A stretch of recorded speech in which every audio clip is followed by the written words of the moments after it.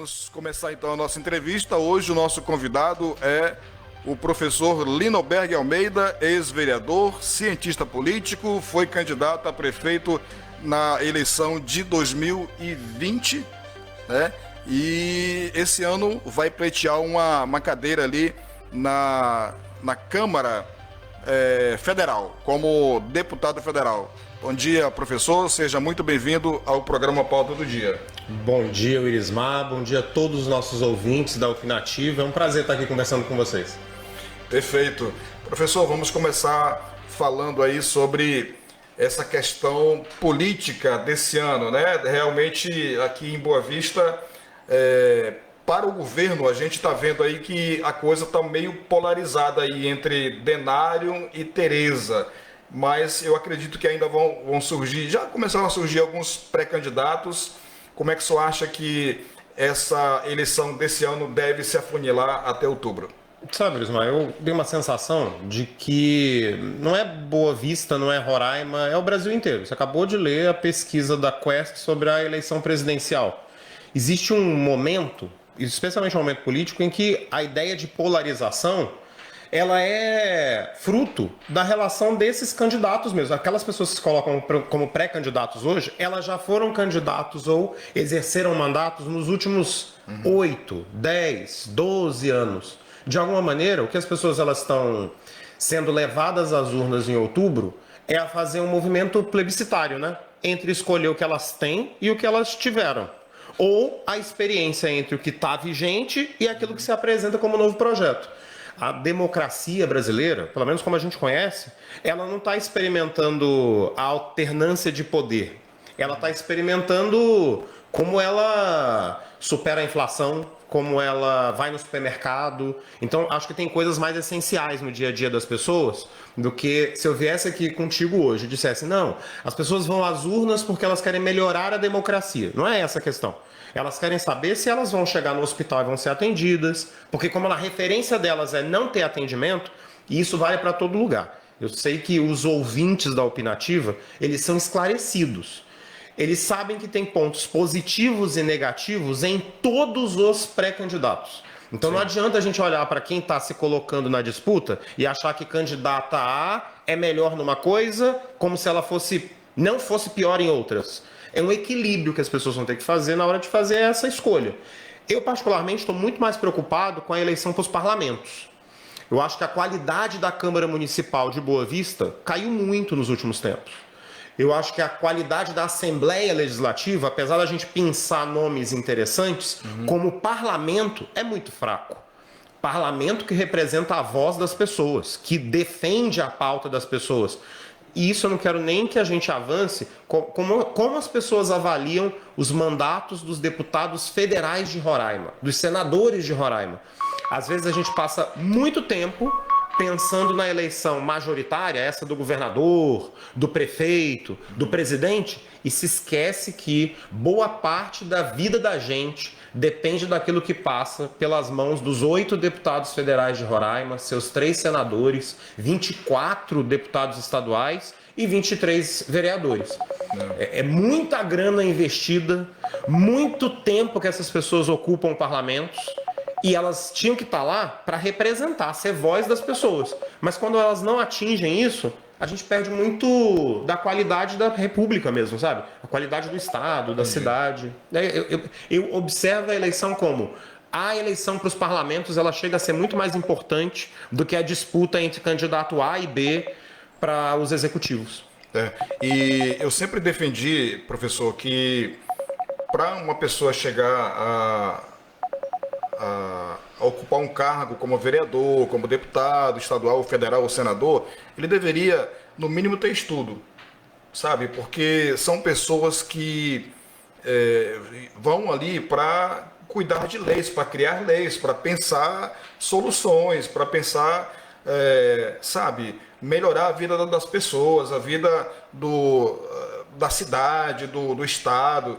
E aí, como é que uma pessoa semi-analfabeta vai fazer isso, sabe? Vai saber escolher pessoas técnicas para estar ali no seu gabinete para auxiliá-lo a criar leis, a fazer mudanças que realmente impactem na vida das pessoas. Eu sempre defendi isso, mas infelizmente eu não sou deputado federal. Inclusive eu quero até sugerir ao senhor, quando chegar ali na Câmara Federal, que o senhor de repente pense em algo nesse sentido, de tentar mudar a legislação brasileira, para que a pessoa, por exemplo, para vereador, tem que ter no mínimo o segundo grau completo, sabe? E aí, para chegar a deputado federal para cima, que seja formado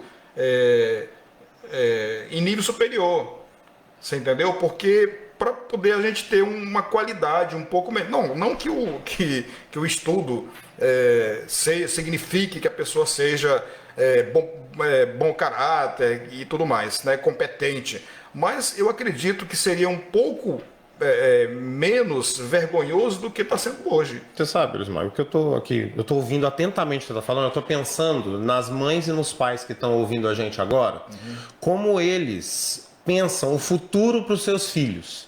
Se uma mãe e um pai diz para o filho, vai estudar meu filho para você ser alguém na vida, talvez esse ser alguém na vida e baseado em estudos, podia ser uma das gavetinhas onde a gente vai somando, ficha limpa. Outra, que tenha propostas de qualidade. Outra, que não esteja envolvido em esquemas ou escândalos. E cada uma dessas gavetas são aquelas em que a gente pode usar para fazer a escolha dos nossos representantes.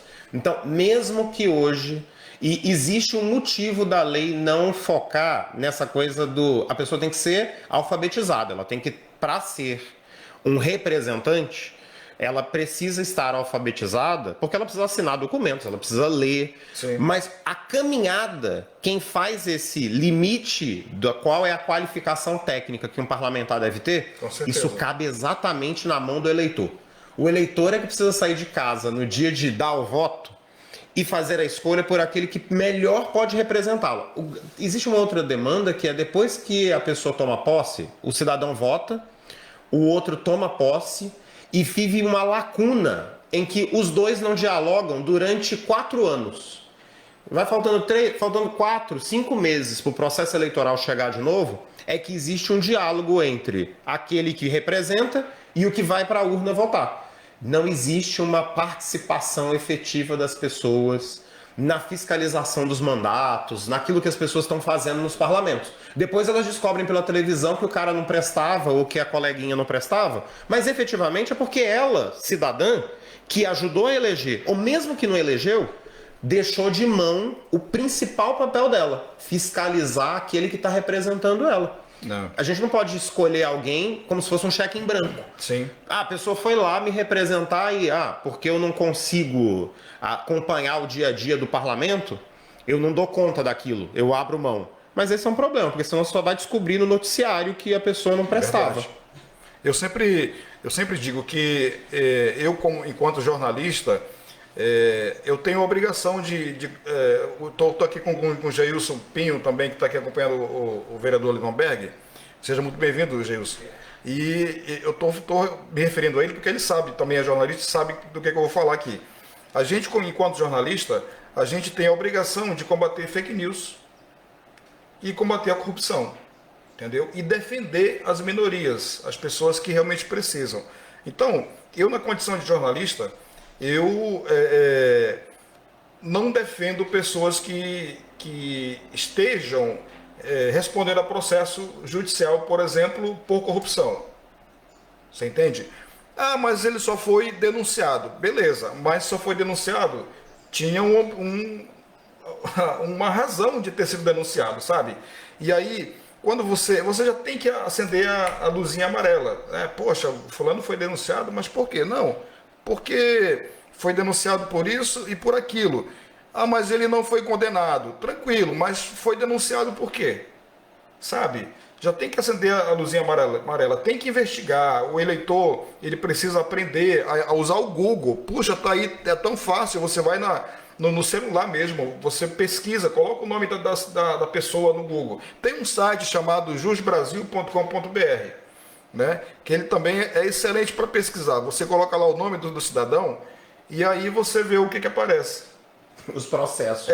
Se ele te responder a processo, lá no Justiça Brasil vai aparecer tudinho. Entendeu? Desde o início até se está em tramitação, se já foi condenado, se não. Então, assim, eu recomendo a você, eleitor, que quando for escolher um candidato, pesquise a vida da pessoa, sabe? Investigue, porque se a pessoa for realmente uma pessoa de bem, não vai aparecer nada contra ele. Agora, se for um mau caráter, com certeza vai aparecer ali, e aí você não vota, sabe? Você não é obrigado a votar em ninguém. Ah, mas é porque ele me deu alguma coisa em troca. E aí é que eu vou entrar no assunto aqui com o professor Lindenberg, porque eu tenho assim liberdade para falar disso com ele, porque eu sei que enquanto ele foi vereador ali na Câmara de Boa Vista, ele conseguiu o mandato dele sem comprar voto, passou o tempo como vereador também sem dar benesses para ninguém, né, mas trabalhando como vereador. E aí, chamando aqui a ação, o cientista político, o senhor acredita que essa situação da compra de voto ainda vai muito longe aqui no nosso estado, no nosso país, de uma forma geral, professor? Vai muito longe e eu acho que é um desafio diário de todos nós. Todo mundo que está ouvindo a gente agora tem o dever moral de, se você conhece, se você é do tipo de pessoa que vende o voto, saiba que neste exato momento você está vendendo a oportunidade de entregar uma qualidade de vida melhor às pessoas.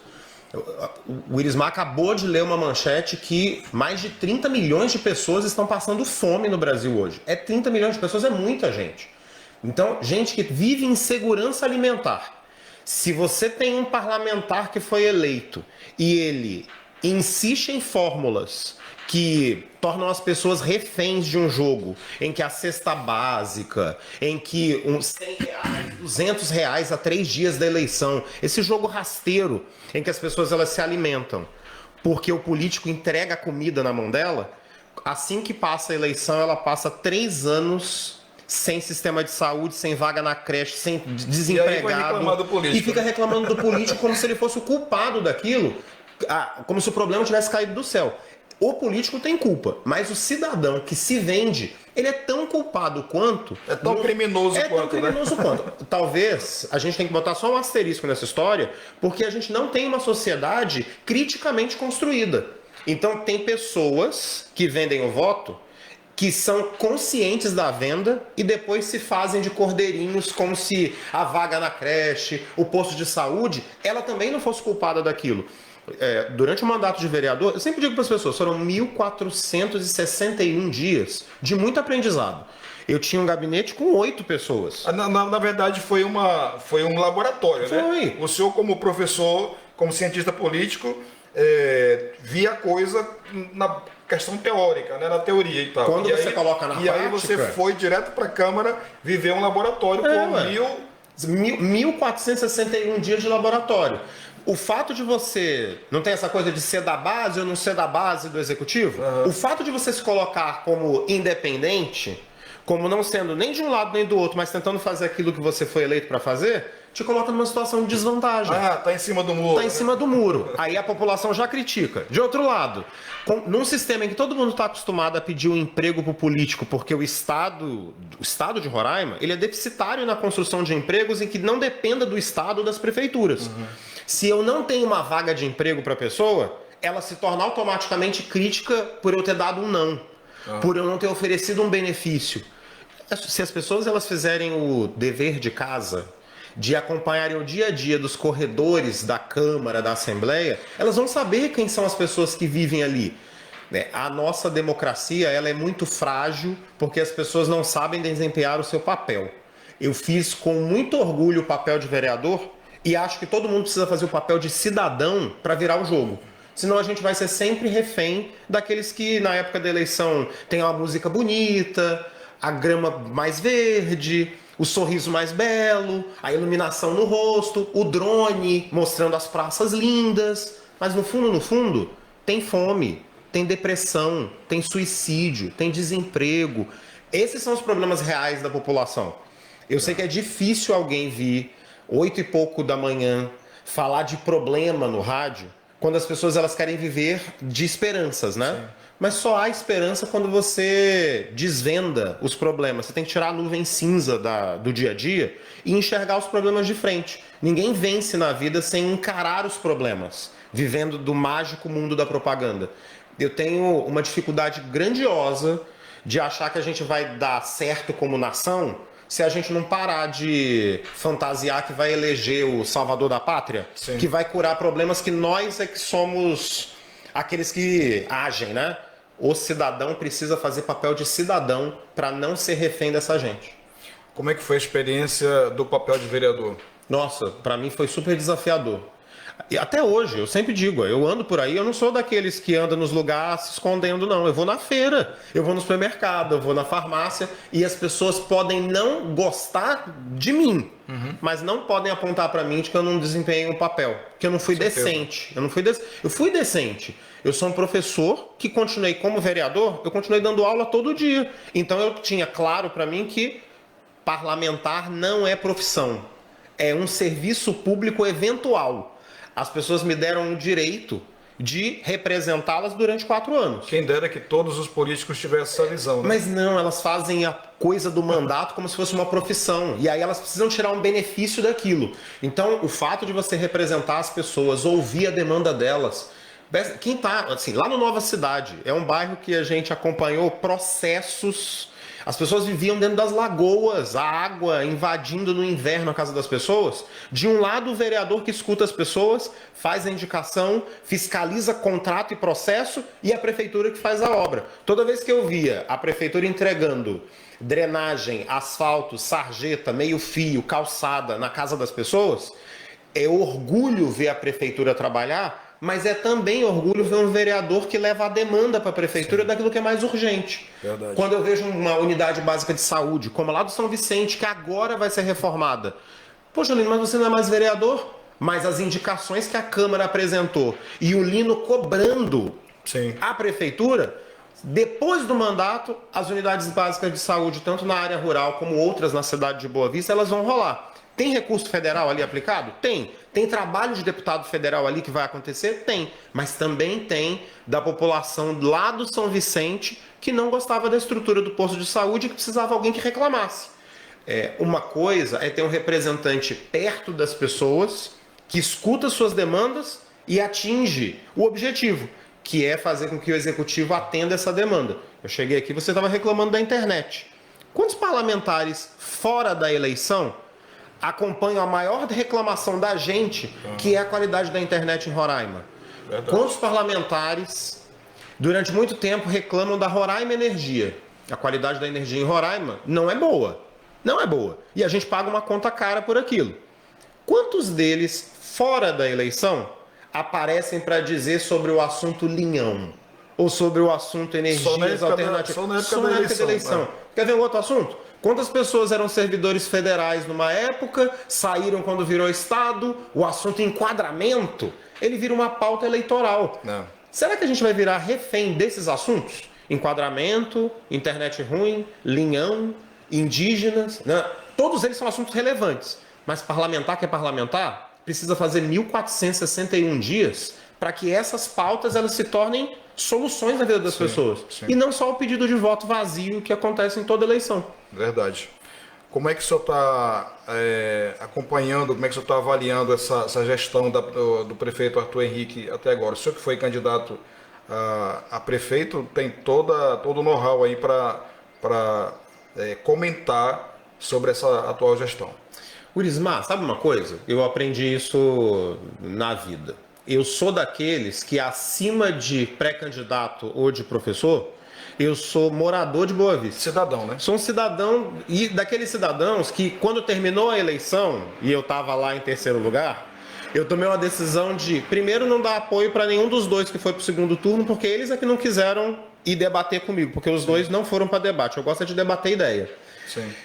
Depois daquilo... Quem não tem conteúdo para debater, não vai para debate. Eu juro para você que a coisa que eu mais queria é que os pré-candidatos eles fossem para os debates falar das suas ideias. Então não tinha ideia.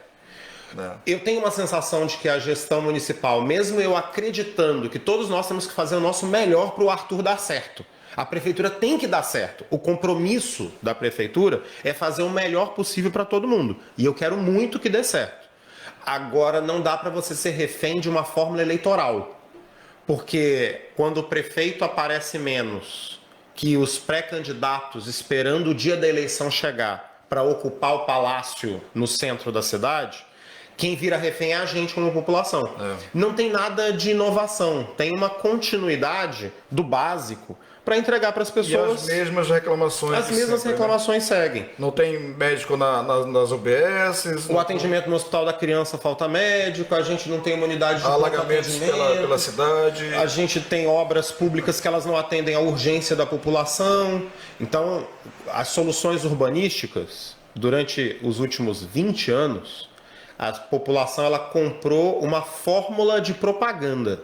Eu sempre digo que as pessoas elas vão ao supermercado comprar Omo, o sabão em pó, e lá tá R$6 o saco de Omo. E do lado tá o saco de brilhante. Olha que eu não tô fazendo, não ganho dinheiro nenhum com isso. Mas o saco de brilhante tá R$3,99. As pessoas vão insistir em comprar o Omo porque historicamente elas foram conquistadas por aquela qualidade. Mas se você colocar o brilhante e um pouquinho de alvejante, água sanitária, vai lavar igual o brilhante, você vai ter economizado R$3, rapaz. A diferença está em você não cair na propaganda e ser um pouco crítico em relação às coisas. Talvez, com o passar do tempo, se as pessoas fossem mais críticas, quem faz o Omo viu que para de vender, diminui o preço para que as pessoas voltem a comprar. A mesma coisa é político. Se você continuar caindo na fórmula eleitoreira da propaganda, ele sempre vai te entregar a mesma coisa. Não é a praça bonita que bota dinheiro na conta do trabalhador. Cuidador ficou em greve, a prefeitura vai lá e desconta o salário dele porque ele estava reivindicando um direito. Eles entram na justiça, a prefeitura desrespeita a justiça e corta o salário. Isso é um jeito de dar valor aos servidores? Tá errado, Irismar. Eu passei 3 anos do meu mandato brigando na justiça contra a prefeitura que queria me caçar e que queria botar um sistema de estacionamento na cidade ilegal. Imagina que depois do mandato eu continuei lutando na justiça para dizer que eu tinha razão. Sim. Esse jogo em que a disputa ela é de poder e não pelo melhor das pessoas é que precisa acabar. Eu desejo muita sorte e sucesso na caminhada do prefeito, mas eu não consigo avaliar como positivo aquilo que é só a continuidade do mais do mesmo. Eu queria muito mais para Boa Vista. Eu queria que a unidade básica de saúde ela atendesse em parceria com as unidades de pronto atendimento e o SUS funcionasse de verdade depois da pandemia. A pandemia mostrou que a saúde não é de qualidade. Eu ficar culpando o HGR por uma coisa que é omissão da prefeitura é um erro. O que eu quero é ter a chance de ter de novo um mandato para ajudar as prefeituras do estado e o estado de Roraima a avançar. Esse é o meu maior desejo. Com certeza. Agora o senhor está pleiteando fazer um papel de deputado federal, né? Vai pleitear esse ano. Como é que está essa caminhada? Eu tenho visto o senhor andar aí pelos municípios, o último, se não me engano, foi Normandia, né? Mas tem andado bastante também por Boa Vista. Quais são as principais reivindicações que o senhor tem ouvido nessa sua caminhada? Você sabe que a principal delas meio que resume essa conversa da gente. Elas querem ser representadas. Elas só são ouvidas na época pré-eleitoral ou da eleição. Ou elas são chamadas para dar entrevista para os inserts de políticos. Eu tenho uma alegria muito grande. Chegar nos lugares, as pessoas baterem no meu ombro e elas não me pedem nada em troca pelo respeito. Elas querem que alguém diga para elas, não que vai asfaltar a BR até Normandia. Não dá para a gente achar normal um estado que tem um município com a força e com o peso de Normandia. E com a beleza, né? Com a beleza daquele lugar, com mais de 60 quilômetros de chão de terra, com enjambrados para a água não cobrir e as pessoas não ficarem atoladas, não faz mais sentido. Não faz sentido você morar num estado que a sua ligação com o resto do Brasil é a BR-174. E aliás, só tem 2 municípios em Roraima que não tem asfalto.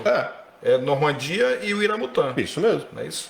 E você sabe, e as pessoas lá em Normandia e no Iramutã, toda época de eleição aparece alguém prometendo que vai fazer X e Y, quando o ideal seria que o parlamentar delas dissesse que vai cobrar e que diariamente mostrasse que está cobrando.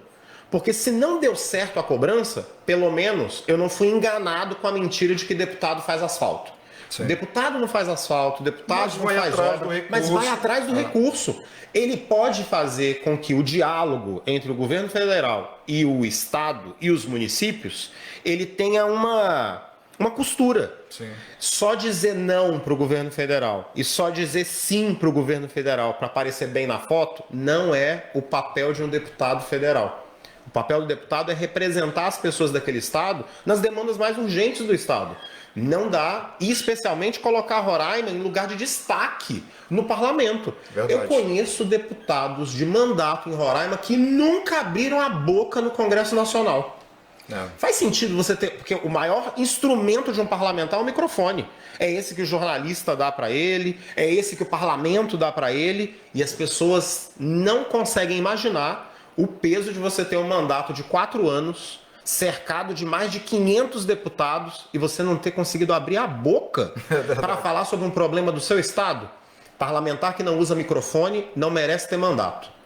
Ele precisa usar o microfone, nem que seja para defender aquilo que a gente, como população, não acredita, mas dá a chance da gente criticar ele. Sim, com ele certeza. Calado e ganhando o salário que a gente paga com o imposto que a gente paga é muito fácil. E não é só o deputado federal, né? A gente vê ali na Câmara de Boa Vista também. A gente vê na Assembleia Legislativa, né, deputado que tem aí 4, 5 mandatos que não levanta da cadeira para dizer nada, né? Só usa o microfone para dizer sim, voto sim, voto não. E a coisa que eu mais queria é que, e a boa parte dessas pessoas, como é que uma pessoa consegue 5 mil votos e passa 20 anos calado?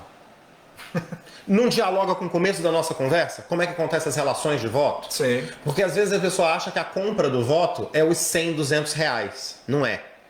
É a vaga de trabalho na empresa. Mas no passado eu acompanhei um vereador, que eu não vou citar nome,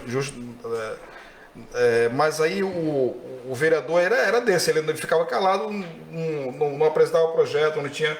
Mas aí ele era eleito a cada mandato porque tinha o peso de um deputado estadual por trás, né? O deputado estadual que inclusive na propaganda eleitoral, era o deputado estadual, ele aparecia do lado e o deputado estadual, porque fulano é assim, fulano não sei o quê, e vinha aqui pedir voto pro fulano. Aí o fulano só dizia, vote tanto, tanto, tanto, tanto. Era a coisa mais ridícula que eu já vi, assim, em termos de propaganda eleitoral. Mas se elegia, entendeu? Só saiu porque teve problema com a justiça e tá vendo? O problema com a justiça apareceu depois, né? A gente sempre tem que ter em mente que não tem fórmula mágica. Essas pessoas, se a fórmula tá dando certo, eles se reproduzem dentro desse sistema. É a empresa terceirizada, é a obra superfaturada, é uma maneira de ocupar cargos públicos, é secretarias e cargos e loteamentos. Mas será que as pessoas conseguem entender que aquilo tem fim? É o seu não atendimento de qualidade na prestação do que é público e é o vazio de representação no silêncio que esses parlamentares fazem durante anos. Mas eles continuam existindo. Talvez o papel da gente, do jornalista, do professor, da enfermeira, do médico, daquele que limpa as ruas da cidade, é levar um pouco de criticidade no almoço de domingo, no café da manhã de casa. Pode parecer pouco, mas quanto mais a gente fala de política com P maiúsculo para as pessoas, a gente muda a relação delas com o mundo ao redor delas também. Professor, eu vi nas redes sociais o senhor conversando com o governador Antônio Denário esses dias, né? Como é que foi essa conversa? Fechou-se ali um acordo, uma parceria, ou foi apenas um encontro cordial? Sabe, eu acho que eu não vou chamar a conversa com o governador de fechou um acordo. Eu acho que acordo com o mandato gostaria de ter tido com a Prefeitura de Boa Vista, para que o trabalho de vereador ele atingisse maiores objetivos. O governador do estado, mesmo eu discordando dele em muitos pontos, e bota muito ponto nisso, ele abriu a porta do palácio e num convite a gente conversou por mais de 1h30 sobre assuntos relevantes para o estado. Você já imaginou um cidadão, professor, servidor público ser convidado pelo governador do seu estado a conversar sobre educação, ciência, tecnologia, desenvolvimento e como as minhas ideias, depois de eu ter já ajudado a construir planos de governo para um monte de gente e até para mim, para o Dr. Wesley na última eleição, não poder colaborar com o próximo passo que Roraima vai dar?